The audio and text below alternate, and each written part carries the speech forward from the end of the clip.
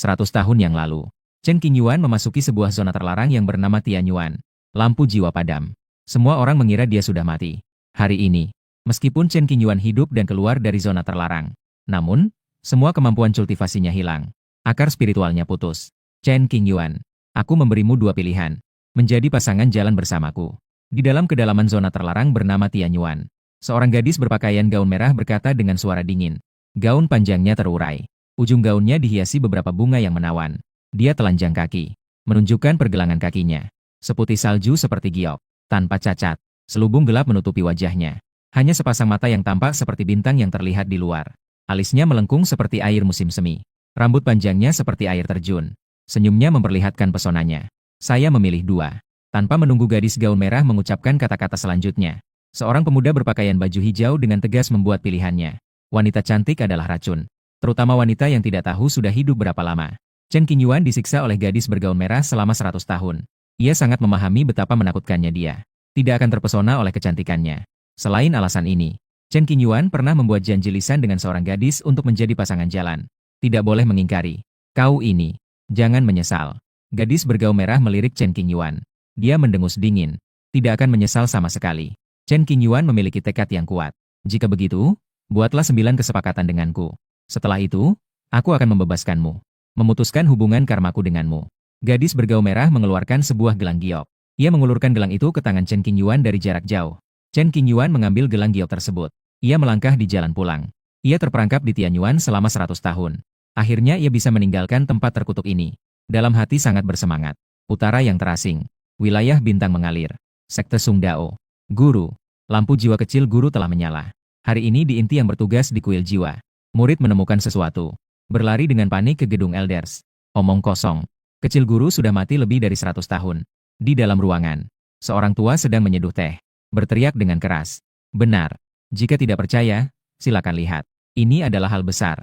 Murid inti berani melaporkan setelah beberapa kali mengonfirmasi. Mendengar kata-kata ini, penyokong tua itu tersedak oleh teh yang diminumnya.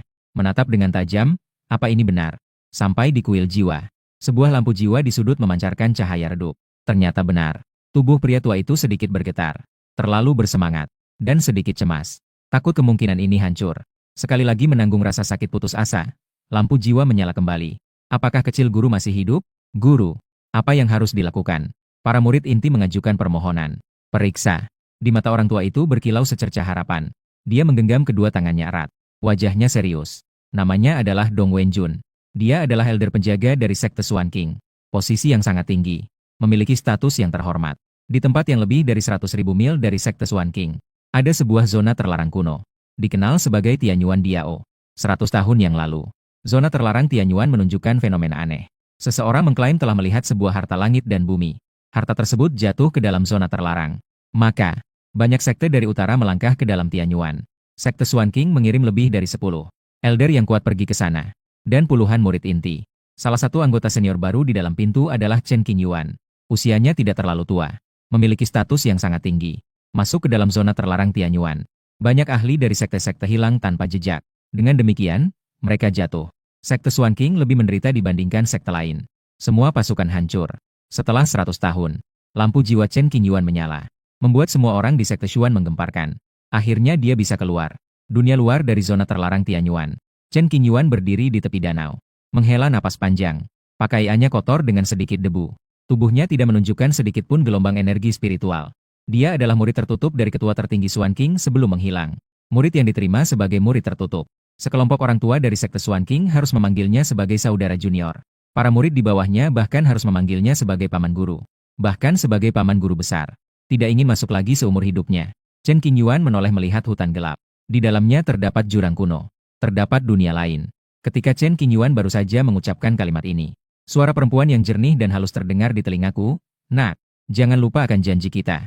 Mendengar kata-kata itu, Chen Qingyuan merinding. Segera tutup mulut. Pengalaman 100 tahun di dalam Tianyuan membuat Chen Qingyuan tidak bisa menoleh ke belakang. Yang membuat Chen Qingyuan sampai sekarang merasa bingung adalah, mengapa dia bisa selamat dari kematian? Apakah karena dia tampan? Kemungkinan itu meskipun kecil, tapi juga tidak mustahil. Gadis berpakaian merah memberitahu secara diam-diam. Xuan Zongsek pasti akan segera menemukan jejaknya dan mengirim orang untuk mencarinya. Mencari tempat yang teduh untuk beristirahat sejenak. Oleh karena itu, Chen Qingyuan malas untuk berjalan. berbaring di bawah pohon besar. Tidur nyenyak dengan nyaman. Harus diakui, di tempat terpencil ini, Chen Qingyuan yang telah kehilangan kekuatan tetap berani bertindak seperti ini. Dari sini dapat dilihat, meskipun kekuatan Chen Qingyuan hilang, tetapi pasti masih ada kartu truf yang tidak diketahui orang lain. Kalau tidak, mana berani bersikap sekejam ini? Beberapa saat kemudian, Dong Wenjun datang ke tempat ini dengan sekelompok orang. Ketika Dong Wenjun melihat Chen Qingyuan yang berbaring di bawah naungan pohon, seluruh tubuh bergetar dengan perasaan yang sangat emosional. Bibir bergetar, sangat ingin berteriak. Tapi, Dong Wenjun takut ini adalah ilusi sendiri. Terdiam di tempat, mata bergetar dengan riak. Adekku kecil, bangun. Beberapa murid segera maju, memanggil dengan suara. Chen Qingyuan perlahan membuka matanya. Di hadapan orang-orang. Saat berikutnya, Chen Qingyuan saling bertatapan dengan Dong Wenjun yang rambutnya sudah putih. Wajahnya menunjukkan kebahagiaan. Memanggil dengan lembut, "Kakak Dong." Mendengar suara yang akrab, Dong Wenjun seolah kembali ke kenyataan. Dengan cepat beralih ke depan Chen Qingyuan. Dengan hati-hati mengulurkan kedua tangan. Menangkap kedua lengan Chen Qingyuan. "Adik, apakah benar ini kamu?" "Ini aku." Chen Qingyuan tersenyum. "Kakak, hati-hati sedikit. Sakit." Segera, Dong Wenjun melepaskan tangannya. Mengamati sejenak. Seorang junior kecil. "Kemampuanmu." Dong Wenjun tidak memperhatikan hal ini sebelumnya. Sekarang dia menyelidiki dengan seksama. Dia bahkan menemukan bahwa tidak ada sedikit pun gelombang spiritual di dalam tubuh Chen Qingyuan. Dan tidak memiliki sedikit pun kemampuan. Sudah hilang. Namun, itu bukan masalah besar. Emosi Chen Qingyuan tidak banyak bergetar. Sudut bibirnya terus tersenyum. Secara umum, jika seorang praktisi menjadi tidak berguna, seharusnya lebih menyakitkan daripada mati. Namun, Chen Qingyuan justru tanpa acuh tak acuh. Sepertinya bukan hal yang besar. Kehidupan di zona terlarang selama ratusan tahun. Tidak sepenuhnya tanpa hasil. Ah! Dong Wenjun sangat terkejut. Dan bahkan merasakan sedikit perasaan sakit hati. Tidak perlu membahas ini lagi. Mari kita kembali dulu. Chen Qingyuan melambaikan tangan. Memutuskan percakapan kali ini. Baik. Dong Wenjun mengangguk dengan serius. Tempat ini memang bukan untuk berbincang. Jadi, Dong Wenjun mengeluarkan sebuah harta. Melindungi tubuh Chen Qingyuan. Menuju Xuan Qingzong. Xuan Qingzong berhasil menemukan Chen Qingyuan. Itu berkat petunjuk dari lampu jiwa. Tidak lama lagi, Chen Qingyuan akhirnya kembali ke Xuan Qingzong. Gunung-gunung menjulang. Kabut menyelimuti. Menatap pemandangan yang indah ini, wajah Chen Qingyuan menunjukkan kebahagiaan yang mendalam. Akhirnya pulang ke rumah. Chen Qingyuan telah tumbuh di Xuan Qingzong sejak kecil. Sayangnya, dia baru saja diambil sebagai murid oleh elders tertinggi. Guru pun meninggal karena usianya telah tiba. Oleh karena itu, Chen Qingyuan berlatih di bawah bimbingan banyak saudara dan saudari senior. Hubungannya dengan mereka sangat baik. Ruang pertemuan dipenuhi oleh orang-orang. Semuanya adalah elders dari Xuan Qingzong. Pertemuan kali ini sangat penting.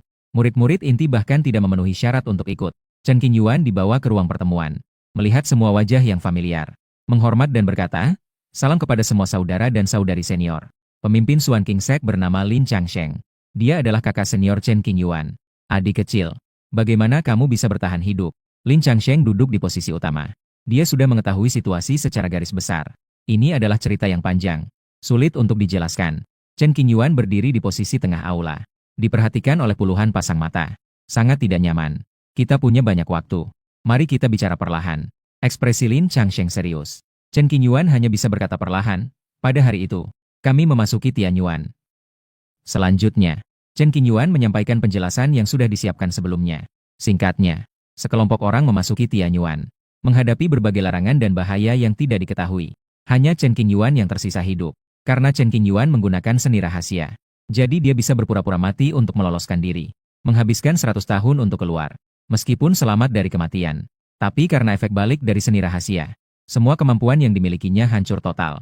Akar spiritualnya juga telah terputus. Semua orang mendengarkan. Terperosok dalam pikir-pikir yang dalam. Mereka tidak mengerti keadaan di dalam Tianyuan. Secara alami juga tidak bisa membedakan Chen Qingyuan. Apakah apa yang dikatakan itu benar? Hanya tersisa engkau seorang. Ah! Lin Changsheng menghela nafas dan berkata, awalnya orang-orang masih memiliki sedikit harapan. Apakah orang lain sama seperti Chen Qingyuan? Berpura-pura mati dan melarikan diri. Tianyuan tidak bisa dimasuki. Chen Qingyuan mengingat kembali gambar kematian tragis sesama sekolah. Wajahnya penuh kesedihan. Aturan di dalam zona terlarang sangat menakutkan. Menyentuhnya pasti mati. Chen Qingyuan bisa menghindari bencana. Mungkin itu adalah keberuntungan. Mungkin itu adalah takdir. Adik kecil. Untuk keamanan, kami terpaksa harus memeriksa kondisi tubuhmu. Lin Changsheng berkata dengan serius. Mengerti? Silakan periksa. Xuan Qingzong khawatir Chen Qingyuan telah diambil alih oleh orang lain. Jika tidak ditangani dengan hati-hati, Mungkin akan merugikan sekte. Dalam keadaan normal, mengambil alih tubuh hanya bisa menduduki fisik, tidak mungkin memiliki ingatan. Tentu saja, juga ada sangat sedikit perampas jiwa yang memiliki kemungkinan mengingat tubuh sebelumnya. Setelah melakukan berbagai penyelidikan dengan seni mistis, tubuh Chen Qingyuan tidak menunjukkan keanehan apapun. Apakah kita terlalu khawatir? Banyak orang masih sulit untuk percaya. Adik kecil yang sudah mati selama 100 tahun tiba-tiba hidup kembali. Benarkah dia tidak dirampas oleh seorang pakar? Melihat wajah orang-orang yang masih ragu, Chen Qingyuan melihat ke arah yang duduk di sebelah kiri. Elders pelindung pertama, Dong Wenjun, tidak bisa menahan diri untuk berkata, "Kakak Dong, saya ingat 150 tahun yang lalu. Kau membawaku untuk mencuri apa yang telah disiapkan oleh Kakak Hi. Buah bailing yang telah dibudidayakan selama bertahun-tahun." Mendengar suara, Kakak Dong langsung merah padam. Tatapannya menghindar. Kemudian, Chen Qingyuan mengalihkan pandangannya sepanjang tempat duduk. Sambil berkata, "Kakak Su, kau sebelumnya menyembunyikan ribuan batu spiritual dari kakak perempuanmu. Sudah kehilangan semuanya, ya?" Kakak Su mengerutkan keningnya. Matanya melotot. Wajahnya tampak panik. Seolah-olah takut ada yang mendengar. "Saudara Wang, terakhir kali kamu bilang padaku bahwa para dewi di istana Dongi sangat cantik. Jauh lebih cantik dibandingkan dengan kakak ipar. Apakah kakak ipar tahu tentang ini?" Begitu kata-kata ini keluar, telinga kakak Wang menjadi kemerahan karena diputar oleh kakak ipar yang duduk di samping. Sampai-sampai dia mengerang kesakitan. "Kakak Simen, kamu berutang 3.700 batu roh berkualitas tinggi padaku. Sudah saatnya bayar, kan? Saudara Ling, apakah kamu sudah membuka kotak harta yang kamu simpan di rumah? Apakah ada barang bagus di dalamnya?" Ketika Chen Qingyuan masih ingin melanjutkan, kakak-kakak segera maju dan menutup mulut Chen Qingyuan. Mereka saling memberi isyarat, "Adik kecil, jangan katakan lagi. Aku bisa memastikan ini adalah adik kecil. Tidak salah lagi. Iya, iya, iya. Sangat benar. Pasti itu adalah adik tanpa ragu." Semua orang menyatakan, mendukung Chen Qingyuan tidak dirasuki. "Bocah nakal. Bukankah kita sudah sepakat untuk menjaga rahasia selamanya? Apa yang kamu lakukan ini?" Para senior secara diam-diam mengirim pesan kepada Chen Qingyuan. Berisiknya membuat telinga Chen Qingyuan berdengung. Percaya. Sekarang semuanya percaya. Tidak ada yang mempertanyakannya. Hanya kekuatan yang sangat menakutkan yang dapat melakukan penguasaan, yang memiliki kemampuan untuk mencuri ingatan orang sebelumnya. Tapi, meskipun ingatan bisa diambil, karakter dan sifat tidak bisa disalin. Sifat licik Chen Qingyuan. Senyuman samar di sudut bibirnya, membuat semua orang tidak meragukan sedikit pun. Pasti itu adalah junior kita. Memaksa saya untuk mengungkapkan rahasia ini, agar bisa membuktikan bahwa saya adalah orang dalam. Ini bukan salah saya. Chen Qingyuan menyatakan putus asa. Untuk membuktikan diri, terpaksa mengorbankan para kakak. "Adik kecil, teruskan bicara." "Ya, kenapa tidak bicara? Sudah saatnya kembali dan beristirahat." Wajah kakak-kakak perempuan tampak suram. Tatapan mereka tajam. Situasi telah berkembang sampai titik ini. Para sesepuh sementara kehilangan kegembiraan atas kembalinya Chen Qingyuan. Saya sedikit lelah. Sudah kembali untuk beristirahat." Chen Qingyuan batuk beberapa kali. Dia berlari dengan cepat. Kemudian, suara gaduh terdengar di dalam aula besar. Bahkan langsung menggunakan kekerasan. Tanpa kemampuan, Chen Qingyuan meminta murid yang bertugas untuk membantu. Dia dibawa ke gua yang telah kosong selama 100 tahun. Chen Qingyuan memakan sedikit makanan. Dia berbaring di tempat tidur sambil berpikir. Tiba-tiba, suara datang, "Kau baru saja kembali dan membuat keributan sebesar ini. Sungguh membuat kepala pusing." Kakak senior. Chen Qingyuan segera bangkit. Dia melihat Lin Changsheng yang sudah masuk ke dalam ruangan. Lin Changsheng mengenakan jubah ungu. Rambut dipelipis berwarna putih. Aura seorang pertapa. Di dalam aula besar, suara bising membuat telinga sakit. Lin Changsheng malas memperhatikan urusan rumah tangga masing-masing. Mencari alasan lalu pergi. "Langsung datang ke sini. Akar spiritualmu telah terputus. Kakak senior tidak bisa membantumu." Membenarkan bahwa Chen Qingyuan tidak dirasuki, Lin Changsheng menyimpan ekspresi ketegasan yang tadi di aula. Wajahnya tampak cemas. Tidak ada apa-apa. Menjadi orang biasa juga cukup baik. Chen Qingyuan tersenyum lebar, menyatakan bahwa dia tidak peduli. "Seharusnya kakak senior memaksamu untuk tidak pergi tahun itu, sehingga tidak akan terjadi masalah seperti ini." 100 tahun yang lalu, Lin Changsheng merasa bahwa zona terlarang Tianyuan sangat berbahaya. Telah berulang kali memperingatkan Chen Qingyuan agar tidak memasuki.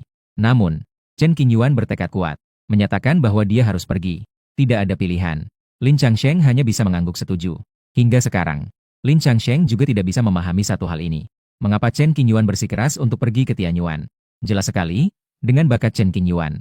Bahkan tanpa mendapatkan penciptaan yang menakjubkan, dia masih bisa melangkah ke puncak, bahkan mencapai puncaknya. Ini bukan salah kakak senior. Jadi, jangan menyalahkan diri sendiri. Chen Qingyuan menuangkan secangkir teh untuk Lin Changsheng. Dengan sedikit senyuman. Pada tahun itu, Chen Qingyuan sepertinya ditarik oleh suatu kekuatan. Tidak bisa mengendalikan keinginannya untuk memasuki Tianyuan. Mengenai situasi ini, Chen Qingyuan sendiri tidak bisa memahaminya. Dalam hari-hari yang akan datang, apa rencanamu untuk menjalani hidup? Lin Changsheng tidak memiliki pikiran untuk minum teh. Dalam kepalanya, hanya ada urusan Chen Qingyuan. Saya memiliki rencana saya sendiri. Kakak senior, jangan khawatir tentang kehidupan di masa depan. Chen Qingyuan sudah memiliki rencana. Kemampuannya dihapus. Akar spiritualnya terputus. Di mata orang luar, itu adalah bencana. Namun bagi Chen Qingyuan, itu tidak berarti apa-apa. Baiklah, Lin Changsheng mengetahui karakter Chen Qingyuan. Hal yang ditetapkan tidak bisa diubah oleh siapapun, kakak senior. Akan berusaha sekuat tenaga untuk membangun kembali fondasimu. Chen Qingyuan tersenyum tipis. Dia tidak memberikan jawaban. Ada satu hal. Tidak tahu harus mulai dari mana. Kali ini selain datang untuk melihat Chen Qingyuan. Selain itu, ini juga karena hal ini. Kakak senior berkata dengan terus terang. Chen Qingyuan dan Lin Changsheng duduk di dalam taman. Angin sepoi-sepoi yang menyegarkan. Dongi Palace dan Tianyu Sek bersiap untuk mengadakan pernikahan. Lin Changsheng merenung sejenak. Dia perlahan berkata, pasangan pernikahannya adalah Bai Sisue. Mendengar itu, kelopak mata Chen Qingyuan bergetar sedikit. Bai Sisue dari Dongi Palace pernah memiliki janji pernikahan dengan Chen Qingyuan. Chen Qingyuan saat itu adalah seorang yang terkenal di utara sebagai anak yang istimewa. Tak terhitung banyaknya wanita yang terpesona padanya. Dulu saat berlatih di luar, Chen Qingyuan mengenal Bai Sisue. Mereka saling jatuh cinta. Oleh karena itu, setelah kedua sekte mengetahui hal ini, mereka menetapkan janji pernikahan. Menunggu hingga menemukan waktu yang tepat untuk menikah. Siapa sangka bahwa kemudian terjadi hal di daerah terlarang Tianyuan. Orang-orang mengira bahwa Chen Qingyuan telah mati. Pertunangan itu pun tidak ada yang menyebutnya lagi. Pagi ini Chen Qingyuan kembali. Maka, keadaan menjadi tidak sederhana. Ini adalah keputusan dari kedua sekte. Atau mungkin keinginan Bai Sisue sendiri. Ekspresi Chen Qingyuan berubah menjadi lebih serius. Konon, pemimpin muda dari sekte Tianyu memberikan Bai Sisue sebuah pil spiritual untuk membantunya dalam meningkatkan cultivasinya. Sudah sampai di tingkat Jindan. Menurut pendapat saya, karena Bai Sisue telah menerima kebaikan dari yang lain, pasti tidak ada niat untuk menolak. Lin Changsheng menyampaikan informasi yang ia ketahui. Jalan untuk berlatih dibagi menjadi tingkat Houtian, tingkat Xiantian, tingkat Huangling, tingkat Xuanling, tingkat Diling, tingkat Tianling. Ini adalah 6 tingkat fisik, merupakan dasar dari jalan kultivasi. Lebih tinggi lagi, maka akan ada tingkat Jindan, tingkat Yuanying, tingkat Huashen, tingkat Hiti, tingkat Dujie, tingkat Dacheng. 100 tahun yang lalu, Chen Qingyuan adalah seorang praktisi di tingkat Yuanying yang diakui sebagai jenius muda di utara yang terasing. Kapan kita resmi menikah? Chen Qingyuan memiliki tatapan yang kompleks. Dia bertanya dengan suara pelan. Setahun kemudian, menghitung waktu, Lin Changsheng menjawab, aku tahu. Chen Qingyuan mengangguk perlahan. Dia tidak mengatakan lebih banyak lagi.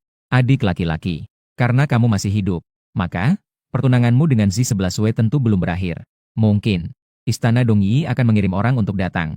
Dia juga mungkin akan datang. Lin Changsheng khawatir tentang hal ini. Takut Chen Qingyuan terluka. Jika dia datang juga baik. Melihat bagaimana dia memilih.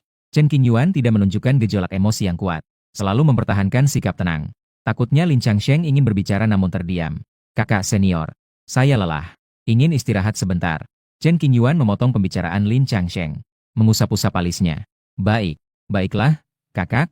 Saya tidak akan mengganggu Anda lagi. Lin Changsheng memandang Chen Qingyuan dengan dalam. Dia kemudian berdiri. Dia perlahan-lahan berjalan keluar rumah. Beberapa hari kemudian, berita tentang Chen Qingyuan yang hidup kembali tersebar ke berbagai penjuru. Hal ini menimbulkan kehebohan. Sementara itu, berita bahwa Chen Qingyuan telah menjadi tubuh yang tak berguna juga menyebar. Hal ini membuat banyak orang menghela nafas. Mereka ramai membicarakannya. Kabar ini tentu saja sampai ke telinga kalangan atas Dongi Palace. Untuk memastikan agar urusan pernikahan tidak terganggu, Dongi Palace segera mengirim orang untuk menangani masalah ini. Beberapa hari kemudian, seorang elder wanita yang dihormati dari Dongi Palace datang. Nama tetua itu adalah Yao Susu. Dia tampak berusia paruh baya. Namun, pesonanya masih ada. Etika menjamu tamu di Suan King Sek membuat Yao Susu tidak bisa menemukan kesalahan. Namun, yang perlu dikatakan tetap harus dikatakan. Tidak bisa datang tanpa memberi kabar. Ketua, bisakah saya bertemu dengan Tua Chen Qingyuan? Bisa. Lin Changsheng dalam hati menghela nafas. Namun, di permukaan, dia tidak menunjukkan perubahan emosi. Mengirim orang untuk memberitahu Chen Qingyuan. Chen Qingyuan mengetahui hal ini. Meminta murid yang menyampaikan untuk mengendalikan harta spiritual. Sepanjang jalan membawanya ke ruang rapat.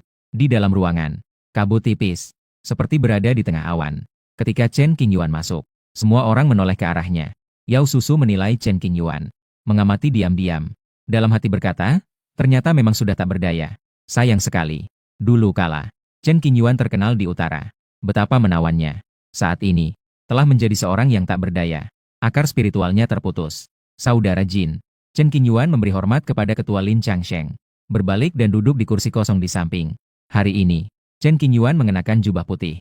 Rambut hitamnya seperti tinta diikat dengan sebuah penjepit kayu. Elder Xiao melihatku. Apa itu? Chen Qingyuan berpura-pura bertanya. Di depan semua rekan sejalan. Saya akan mengatakannya langsung saja. Jika ada yang tersinggung oleh Liao, mohon maaf sebelumnya. Mengapa tugas ini diberikan kepada Yao Susu? Karena dia adalah guru Bai Sisue. Silakan katakan. Chen Qingyuan mengangguk. Semua orang terdiam. Memberikan hak menangani masalah ini kepada Chen Qingyuan. Terlepas dari bagaimana penampilan Chen Qingyuan sekarang, dia tetap menjadi adik kecil bagi semua orang. Dia tidak boleh dipermalukan oleh orang lain. Jika Dongyi Palace berani memperlakukan Chen Qingyuan dengan tidak hormat, sekte Xuan King tidak takut untuk berbalik. Dulu, Elder Chen dan murid kesayangannya, Sisue, pernah memiliki janji pernikahan secara lisan. Seharusnya kedua keluarga menikah. Itu adalah peristiwa besar yang menggembirakan. Namun, karena Elder Chen masuk ke Tianyuan 100 tahun yang lalu, semua orang mengira Elder Chen mengalami nasib buruk. Oleh karena itu, Sisue terpuruk selama beberapa tahun. Perlahan-lahan dia mulai pulih seperti semula. Yao Susu terlebih dahulu menempatkan tanggung jawab di atas bahu Chen Qingyuan. Dia juga menunjukkan perhatian Sisue terhadap Chen Qingyuan. Rindu sampai sakit. Segera setelah itu, melanjutkan, kami semua mengira bahwa Yang Mulia Chen mengalami nasib sial. Tentunya, sekte Anda juga berpikir demikian, bukan? Oleh karena itu, janji pernikahan lisan tahun itu dianggap batal, tanpa perundingan secara langsung. 2 tahun yang lalu, 11 Wei bertemu dengan pemimpin muda sekte Tianyu. Mereka terikat dalam takdir, telah menetapkan tanggal pernikahan. Secara logis, Istana Dongyi kami tidak bersalah. 11 Wei juga tidak sengaja melanggar kesepakatan. Kami datang kali ini, ingin menjelaskan masalah ini, agar tidak menimbulkan masalah yang tidak perlu. Mengalihkan tangan kanannya, mengeluarkan sebuah kantong Qiankun. Mengeluarkan isi kantong, Yang Mulia Chen dapat kembali hidup-hidup. Istana Dongyi merasa senang untuk sekte Anda. Telah menyiapkan beberapa hadiah kecil. Mohon terima. Jalur roh menengah. Berputar di atas aula pertemuan. Ini adalah cara Qiankun untuk memperkecil jalur roh. Jalur roh yang sebenarnya panjangnya bisa mencapai 100 li. Dapat mengekstrak banyak batu roh. Untuk memenuhi kebutuhan banyak murid dan para tetua untuk berlatih. Ini bukanlah hadiah yang sepele. Meskipun Yao Susu tidak menjelaskan dengan jelas. Tetapi semua orang mendengar dengan jelas. Dan mereka juga tidak bisa menemukan kesalahan sedikit pun. Pertama-tama menjelaskan situasinya. Lalu memberikan hadiah yang besar. Ini bisa dianggap sebagai menghormati Xuan King Sect. Jika Xuan King Sect tidak mau kompromi, maka itu justru akan menjadi kesalahan Xuan King Sect. Lagi pula, bukannya perjanjian pernikahan pada tahun itu tidak memiliki bukti resmi. Dongyi Palace datang khusus untuk meminta maaf. Itu sudah cukup baik. Dongyi Palace meminta maaf. Pertama, karena Xuan King Sect tidak boleh dianggap remeh. Kedua, karena tidak ingin Xuan King Sect menyebabkan keributan nanti. Junior, menurutmu bagaimana? Lin Changsheng tidak segera membuat keputusan, melainkan melihat ke arah Chen Qingyuan. Meskipun rekonsiliasi antara kedua keluarga adalah hasil terbaik, namun Lin Changsheng takut melukai martabat Chen Qingyuan. Harus ditangani dengan hati-hati. Elder Yao sudah tahu hadiah yang sepele. Jika begitu, kembalikan saja. Chen Qingyuan merenung sejenak, wajahnya tanpa ekspresi. Mendengar suara itu, kelopak mata orang-orang sedikit terangkat. Hati mereka bergetar. Yao Susu mengerutkan kening. Dia membuka mulut dan bertanya, apa maksud kata-katamu, Elder Chen? Perjanjian lisan tahun itu memang tidak bisa dianggap remeh. Namun, ingin menyelesaikan hubungan ini, biarkan Zizi Sue pergi sendiri. Selama dia datang, saya jamin tidak akan mengganggu. Chen Qingyuan berkata dengan serius. Mengatakan kalimat ini, ia ingin melihat apakah Zizi Sue melakukannya dengan sukarela, atau dipaksa oleh sekte. Sebelum pergi ke Tianyuan tahun itu, Chen Qingyuan telah berbicara dengan Bai Sisue. Saat itu, Zizi Sue pernah berkata, dalam keadaan apapun dia akan menunggu. 1000 tahun, 10.000 tahun pun tidak akan menyesal. Dan juga, Zhen Sisue saat itu hanyalah seorang murid biasa. Karena Chen Qingyuan mendapatkan pelatihan khusus dari Dongyi Palace. Bisa dibilang, banyak hal yang dimiliki Bai Sisue. Semuanya adalah hadiah dari Chen Qingyuan. Jika dia memang melakukannya dengan sukarela, Chen Qingyuan tidak akan membencinya. Bagaimanapun juga, di mata orang-orang, dia sudah dianggap mati. Tidak ada yang bisa disalahkan. Beberapa hal, lebih baik jika orang yang terlibat berbicara secara langsung. Bicara langsung untuk menjelaskan. Seharusnya seperti itu. Yao Susu masih berpikir bahwa Chen Qingyuan ingin memanfaatkan situasi. Tampaknya tidak demikian. Mengangguk setuju, dalam beberapa hari saya, biarkan Sisue melihat Chen Changlao. Selain itu, Elder Yao memang ingin memberikan hadiah untuk merayakan kembalinya saya. Sebuah saluran spiritual tingkat menengah jelas tidak cukup. Meskipun Chen Qingyuan sementara ini tidak memiliki kemampuan, namun tatapannya tajam. seperti pisau yang menusuk tubuh Yao Susu. Membuatnya merasa tidak nyaman. Dulu, Bai Sisue dan saya menjelajahi tempat rahasia. Semua barang yang diberikan kepadanya adalah harta berharga. Bahkan hanya saluran spiritual tingkat tinggi sudah ada 3. Saluran spiritual yang lebih tinggi tidak perlu dibicarakan. Mendengar kata-kata ini, Yao Susu tertawa canggung sekali. Segera mengumpulkan jalur spiritual tingkat menengah ini kembali. Lin Changsheng dan yang lainnya memandang Chen Qingyuan dengan tatapan yang kompleks. Dulu, Chen Qingyuan sering pergi keluar. Setiap kali ia mengatakan tidak ada hasil yang didapat. Kembali dengan tangan kosong. Ternyata semua itu diberikan kepada orang lain. Hanya ada beberapa kali saja. Semua orang tidak bertanya lebih lanjut. Bagaimanapun juga, sebagian besar sumber daya yang diperoleh Chen Qingyuan sebelumnya, semuanya digunakan untuk membangun sekte. Atau diam-diam diberikan kepada kakak-kakak sebagai uang pribadi. Tidak ada yang lain. Saya akan pergi lebih dahulu. Terima kasih atas sambutan dari sekte Anda. Setelah mengatakan ini, Yao Susu berbalik dan pergi. Setelah Yao Susu pergi, Elders pelindung sekte Dong Wenjun tidak bisa menahan diri untuk bertanya, "Adik kecil, kau ini barang yang boros. Benda-benda baik yang didapat dulu ternyata tidak dibawa pulang." "Kakak Dong, itu hanya barang-barang duniawi. Jangan terlalu memikirkannya." Chen Qingyuan menyunggingkan senyuman. Selama bertahun-tahun, Chen Qingyuan tetap membawa banyak sumber daya kembali ke sekte. Digunakan untuk membangun sekte. Melatih murid-murid di bawahnya. Kau nakal. Semua orang menggelengkan kepala dengan putus asa. Meskipun Chen Qingyuan menjadi orang biasa, semua orang tetap menganggap Chen Qingyuan sebagai keluarga, tanpa mencemooh dan mengabaikan. Justru karena ini, Chen Qingyuan menjadikan Xuan King Sek sebagai rumah. Beberapa hari kemudian, Dong Yi Palace kembali mengirim orang. Beberapa penatua dan lebih dari 10 murid. Bai Sisue berada di antara mereka. Xuan King Sek telah mengatur tamu dari Dong Yi Palace, memungkinkan Bai Sisue dan Chen Qingyuan berdua saja. Bai Sisue mengenakan gaun panjang berwarna merah muda-muda. 3.000 helai rambut diikat dengan tusuk konde jade, dihiasi dengan sabuk merah muda di pinggang, dan masih menggantungkan sebuah giok. Wajahnya seperti diukir dari batu giok. Kulitnya seputih salju. Alis dan matanya seperti lukisan. Berdiri di dalam ruangan. Sepasang tangan jade Bai Sisue diletakkan di posisi perutnya. Tampaknya agak tegang. Kenapa tidak bicara? Chen Qingyuan duduk di samping. Melihat Zi Sisue yang tidak berani menatapnya. Suaranya dingin.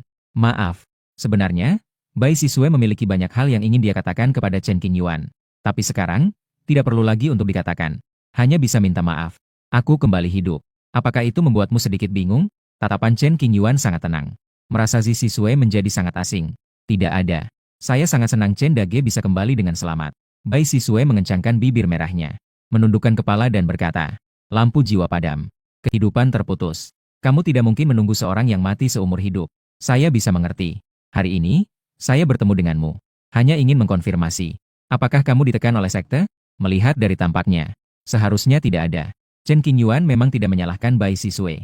Hanya bisa dikatakan bahwa kita memiliki takdir tetapi tidak beruntung. Jika kamu kembali lebih awal, keadaannya pasti akan berbeda. Zi Sisue berkata pelan. "Jika saya bukan orang yang tidak berguna, apa yang akan kamu pilih jika berhadapan dengan Dong Yi Palace?" Chen Qingyuan menggelengkan kepalanya. "Ini tidak penting jika kita kembali terlambat. Tapi itu adalah masalah kekuatan." Bai Sisue sangat ingin menjelaskan. Namun, pada akhirnya, dia tidak mengucapkan sepatah kata pun. Diam dan tidak berbicara. "Sudahlah. Semuanya sudah berlalu." Chen Qingyuan berkata. Ekspresi Zi Sisue sedikit berubah.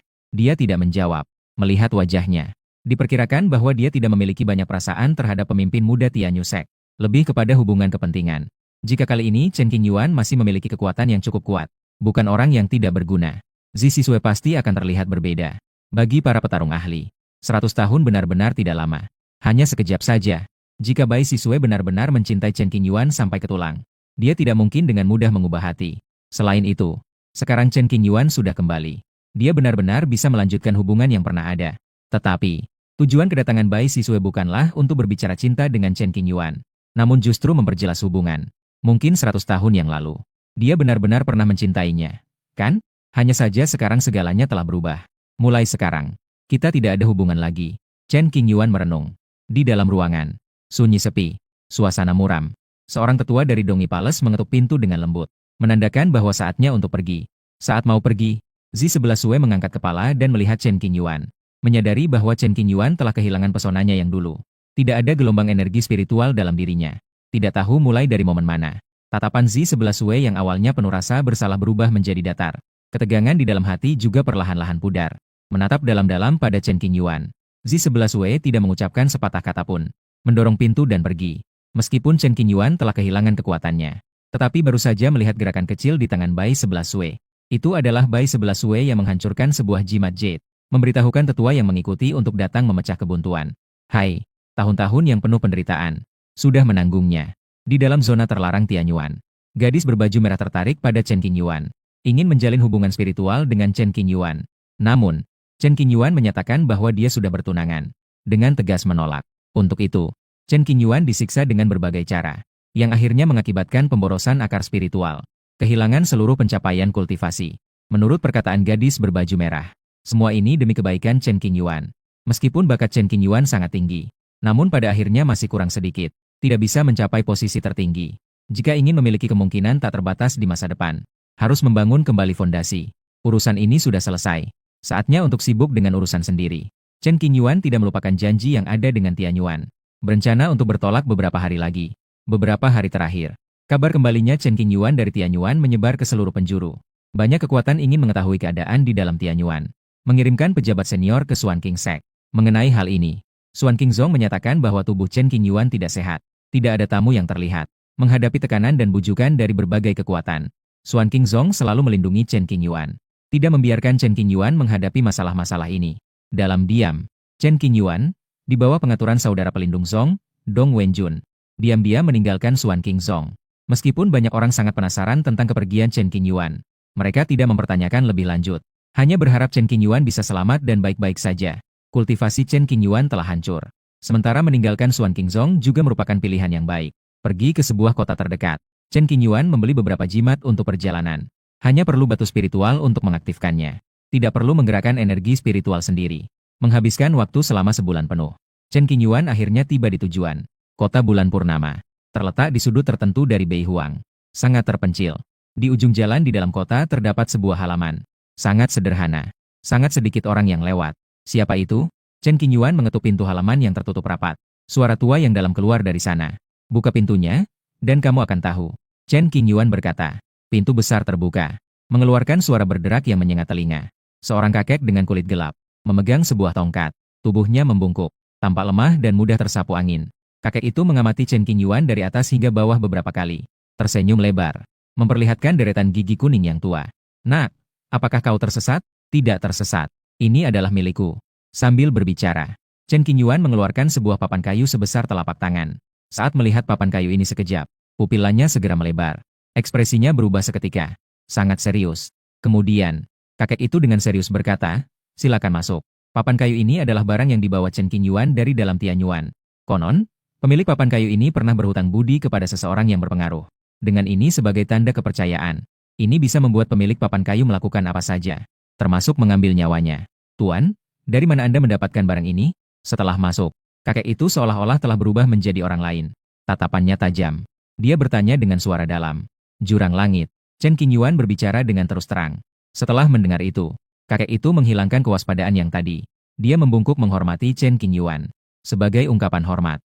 Segera setelah itu, kakek itu teringat pada satu kejadian yang baru-baru ini terjadi. Apakah Tuan adalah Chen Qingyuan dari sekte Xuanshan? Benar sekali. Chen Qingyuan mengangguk mengakui. Karena Tuan telah mendapatkan papan kayu, maka saya yang tua ini harus memenuhi janji. Permisi, ada urusan apa? Kakek itu sudah siap mengorbankan nyawanya. Sangat serius. Apakah ada cara untuk membantuku membangun kembali fondasi? Chen Qingyuan menjelaskan maksud kedatangannya. Ada. Kakek itu melihat kondisi tubuh Chen Qingyuan.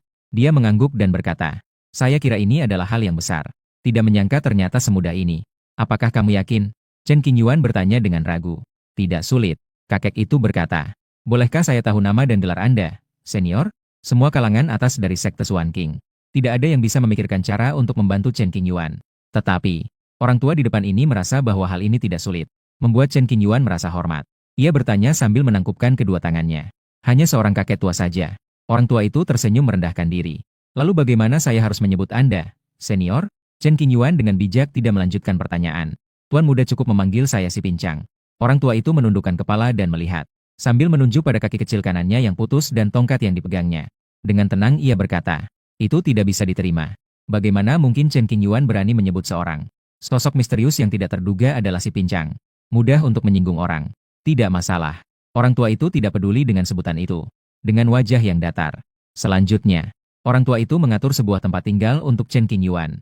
Tinggal di sana untuk sementara waktu. Dia perlu keluar sebentar. Pergi menyiapkan beberapa hal untuk membantu Chen Qingyuan membangun kembali akar jalannya. Terima kasih atas bantuannya, yang terhormat. Chen Qingyuan mengatupkan tangan dan berkata, ini adalah hal yang seharusnya saya lakukan. Sang tua membalas dengan satu penghormatan. Dia berbalik dan keluar dari pintu. Halaman menjadi berantakan. Chen Qingyuan melihat sekeliling. Dia melihat jaring laba-laba di sudut dinding, daun-daun kuning di dalam taman, daun-daun kering, dan batu-batu yang terhampar di tanah liat kuning. Sepanjang jalan batu ini di bawah kakinya. Chen Qingyuan melihat sebuah gudang kayu. Di dalamnya menumpuk banyak kayu kering. Aneh. Chen Qingyuan berkata pada dirinya sendiri dengan bingung, mengapa sang tua? Cara hidupnya tidak berbeda dengan manusia biasa. Melalui pengamatan Chen Qingyuan, semua barang yang ada di halaman ini adalah benda-benda biasa. Meja kayu dan kursi kayu.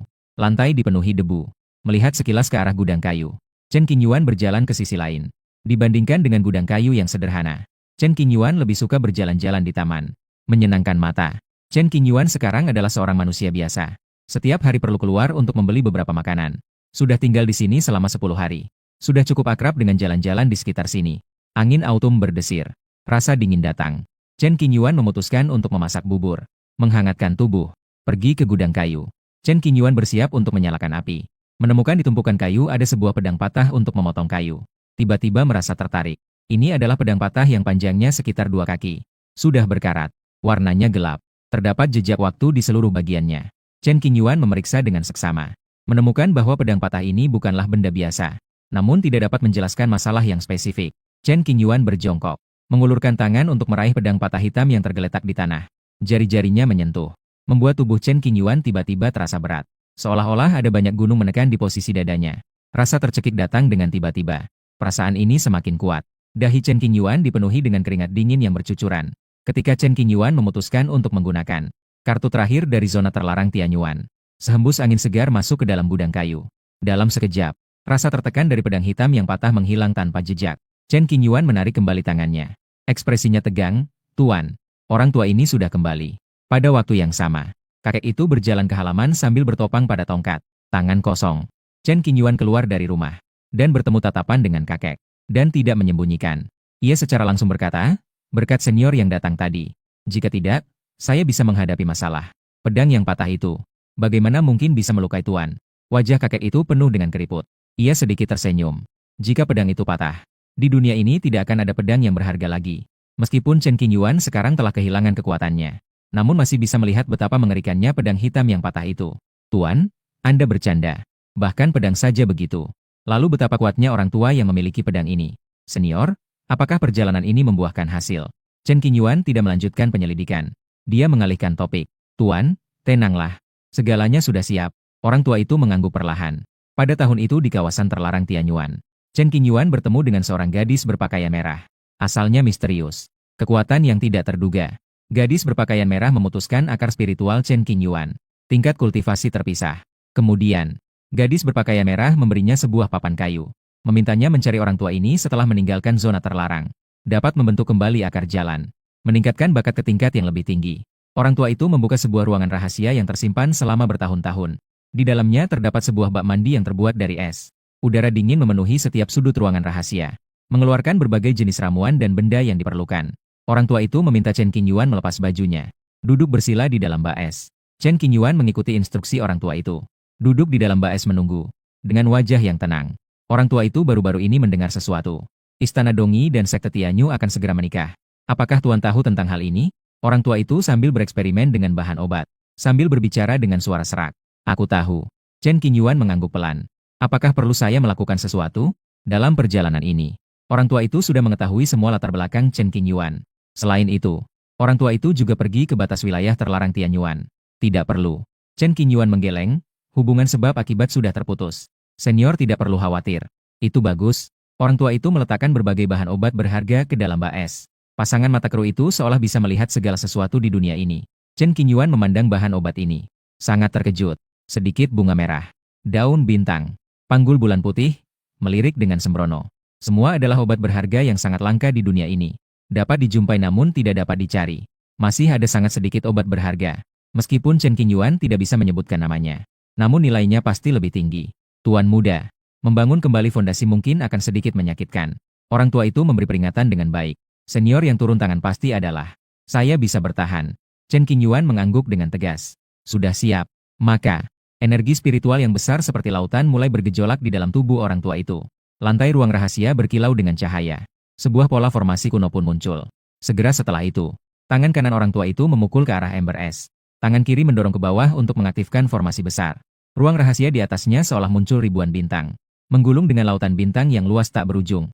Dalam sekejap, Chen Qingyuan tiba-tiba merasakan dunia berputar. Tubuhnya terjebak, tidak bisa bergerak. Seiring berjalannya waktu, Chen Qingyuan bahkan merasa jiwanya keluar dari tubuh. Terpotong oleh sejumlah kecil pisau. Sangat menyakitkan. Tidak bisa menahan suara rintihan. Chen Qingyuan menggigit gigi dengan keras.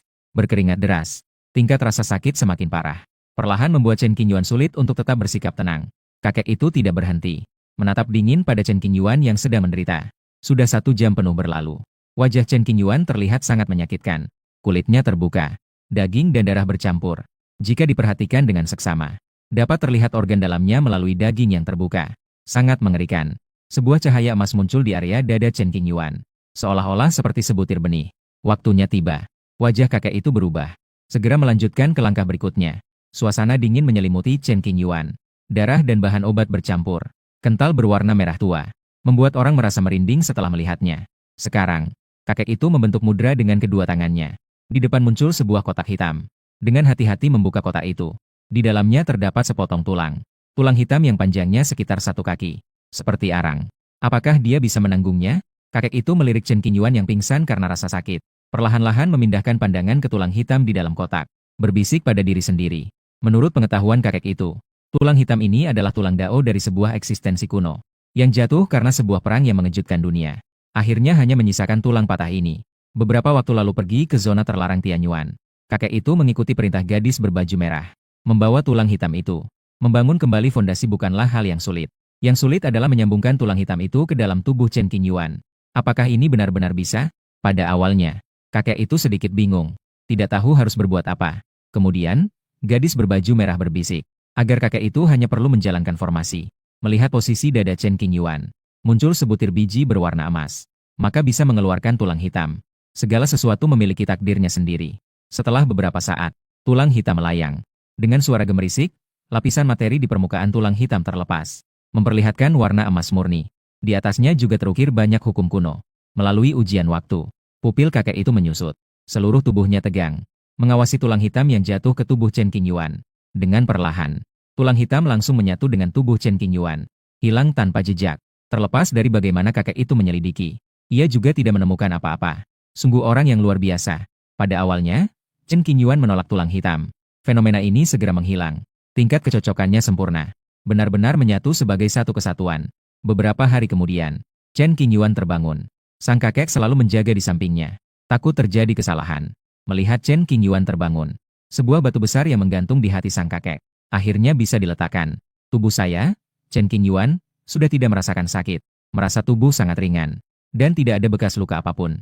Di saat berikutnya, Chen Qingyuan merasakan adanya energi spiritual di antara langit dan bumi. Wajahnya berubah. Segera memeriksa keadaan tubuhnya. Tulang jalanan berwarna emas dan Chen Qingyuan sangat terkejut. Baik terkejut maupun senang. Mengangkat kepala dan bertemu tatapan dengan sang kakek.